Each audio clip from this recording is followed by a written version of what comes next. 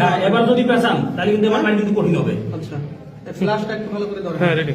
আপনার ফ্ল্যাশ ধরেন ভাই, আপনার সবাই যদি মোবাইল ধরেন এই গ্রামের নাম কি? ফরিদপুর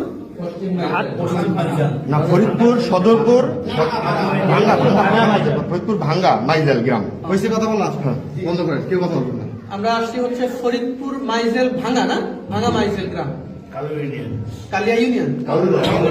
আচ্ছা আচ্ছা আচ্ছা, এখন এখানে আমরা এসে পেয়েছি একজন ইমাম সাহেব হচ্ছে এখানে নামাজ পড়াইতেছে এবং একই সাথে তিনি একজন খ্রিস্টান এবং এই এলাকার ভিতরে খ্রিস্টানদের দাওয়াতি কাজ করে।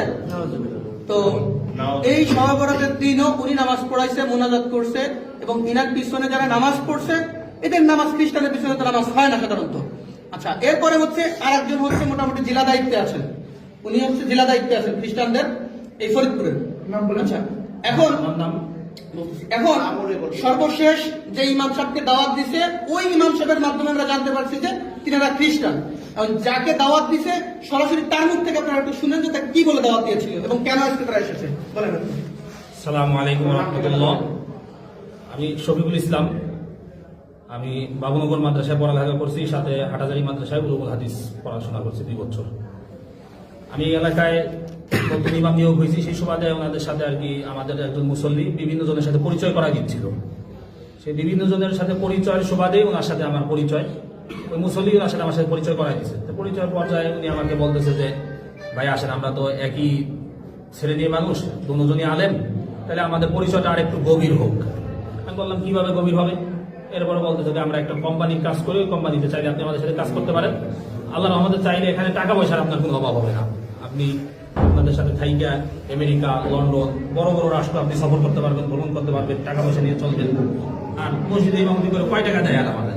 আমি বললাম যে ঠিক আছে, বলতেছে দিনের দাওয়াত, ওই দিনের দাওয়াত করে টাকা পাওয়া যায়, এটা এমন কি দিনের দাওয়াত বলেন আমাকে বিস্তারিত কইলা।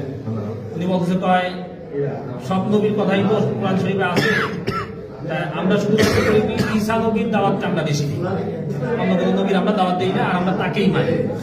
আমি বুঝতে পারলাম যে এখানে আসলে উনি খ্রিস্টান মিশনারিদের একটা কাজ চক্রান্ত, যার কারণে আমি ওনাকে আস্তে আস্তে আস্তে আস্তে আমার লাইনে আনার পর্যায়ে এক পর্যায়ে গত পরশুদিন ফোনে আমার সাথে বলতেছিল যে কোরআনের মধ্যে মুহাম্মাদের নাম আর কয় জায়গায় আছে, তার থেকে আমাদের ঈসা আলাইহিস সালামের নাম, মাসিহা ঈসার নাম আরো বেশি জায়গায় আছে, এরকম বলতেছে। পরে আমি গতকালকে সর্বশেষ জিজ্ঞাসা করি যে ভাই আমার তাহলে, উনি আমাকে অনেকদিন ধরে পারাপারি করতেছিল যে আমাকে কি দিবে, ওই তরিকা দিবে, কিছু কিতাবাদি আমাকে দেওয়ার কথা ছিল, কিন্তু তরিকা না দেওয়ার কারণে কিতাবাদি উনি আমাকে দিচ্ছে না।